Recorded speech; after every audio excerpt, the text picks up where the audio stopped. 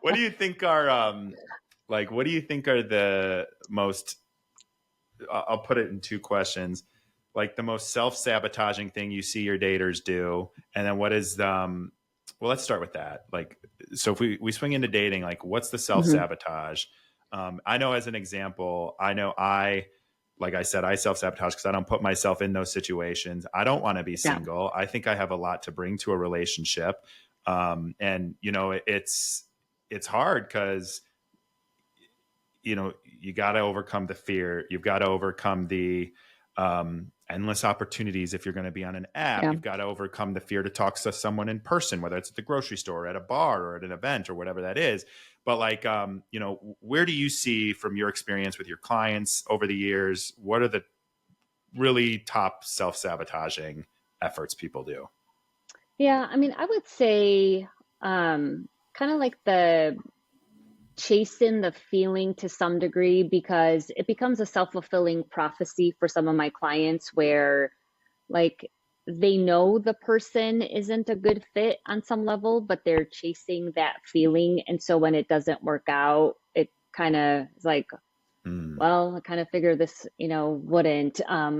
But part of it too is, those kind of like the unavailable people kind of give you that excitement. So like kind of really looking, they know who they shouldn't be going for, but they are still kind of drawn to those. yeah. And then like the being super dismissive, like that one is a big one that frustrates me. Is like I really have to beg my clients to give people a chance. Yeah. And do you think that's stemming from like the fear of getting hurt or past trauma or experiences, or? Yeah, and I think for sure, and I think also if you meet someone who, let's say if you have a non-secure attachment style and you meet someone who is securely attached, they're probably not going to create that spark that you're looking for because they're too stable.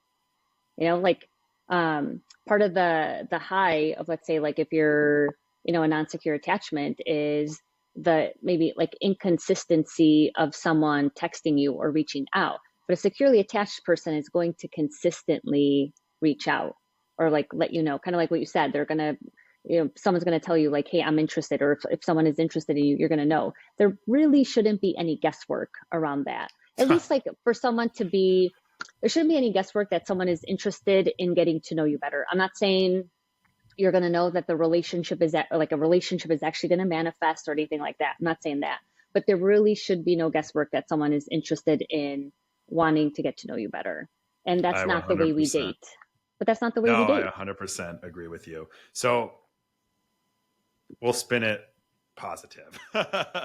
So I agree with that. I think it's dating with intention. It's dating with, you know, leading with being vulnerable, right? Being open to it, putting yourself in situations where you can maybe attract the kind of person that you want. I think all of that is great. But what I wanted to get your take on is, what are obviously I just said some of them probably, but what are some of the ways that you would recommend to your clients, or advice you'd give yourself on getting out there like more intentionally? Obviously, you said getting on the apps, doing things in person. What are some of those ways you think people can be more intentional and have more success dating? Yeah, I mean, do whatever hobby you want. I mean, like pickleball's been all the rage for a few years now, or join a running club, or uh, you know, join a gym. But the one thing, like no matter what you pick, whether you even go to some networking events or join a meetup group or something like that, is you have to initiate conversation. Don't wait for the other person to do it, or for whatever person you're interested in, because like with my female clients, they like their belief, like overarching belief is, well, if a guy thought I was hot, he would come over. Like if he saw me across the room and he thought I was attractive, like he would come over. I'm like, no, he's not. I'm like, he's No. too scared, I can tell you like, he's too scared. yeah. I go, but women expect that, and I'm like, you have to give some kind of a signal. Like some of my male clients even would be like, Anita, I need a neon sign over their head being like, come talk to me, come talk to me. And Because so it it's is so like, easy to like feel the rejection. And now too, like I think maybe it was COVID, maybe it was before that, but like I feel like I don't know the difference between creeping on someone and intentionally trying to get a conversation started. Yeah, and I'm glad you brought that up because I think people to put too much pressure also in like in real life events or just like meeting someone in real life where any kind of conversation means that the person wants to get my number. It's like they're just having a conversation. Like you have to start somewhere. So take the pressure off. And I mean, worst case, if someone talks to you and you're not attracted to them or something came up that you don't want to go on a date with them, you could just say like, oh, I have a boyfriend or I have a girlfriend or I have a partner, whatever. It's like you could Be just like, kind. let them down. Yeah, be kind.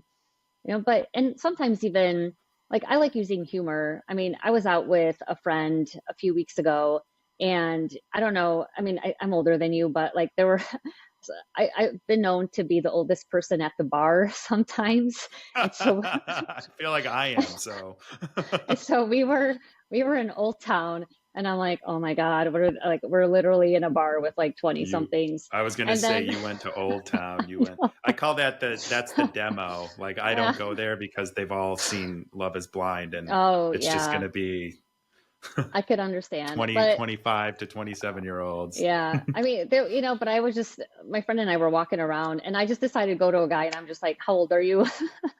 I literally just asked him how old he was. And he's like, I'm How old was 40. he? He was Oh, 40. okay.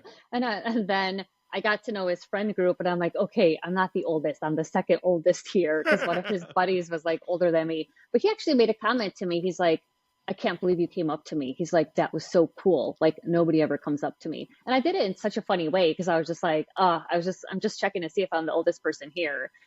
But that's the thing is, I think, But it's an in these, icebreaker too. yeah, but like in heterosexual relationships, I think women do still expect the man to pursue, but what women kind of sometimes maybe don't think about is one, the rejection rate that men have to experience by being put in that role. And I would say it's not that men don't have confidence, but that fear of like, where's the line between being a creeper or, Hmm. some of my clients would even say like, well, how do I know, her 6'5" boyfriend isn't going to be coming from the bathroom or showing up later and he's going to kick my ass, because I'm hitting on his girl. So, that kind of stuff is like making sure that you're putting in the effort as well. And like even something as Hmm. simple as eye contact. Like, I mean, I've Which, by tested the that out. way, I test that out too. And It works. I wonder, we'll have to talk about this, but I wonder if we go to the same bars at all in the neighborhood. I'm sure we do. But Yeah. I feel like even when I try to do the eye contact thing, sometimes it's like impossible to read because it's like quick eye contact, look away, look down at phone, whatever. And I'm like, is that a look away because they're shy? Is that a look away? Like you have no clue. I just feel Right. like you have no clue because people don't give the signs. Right. But I think it has to be repeated. So like when eye contact works for me, it would be like I would look at the guy several times throughout the night, and Yeah. then, he might come up. But I mean, I've tested it out. I mean, I think Mm.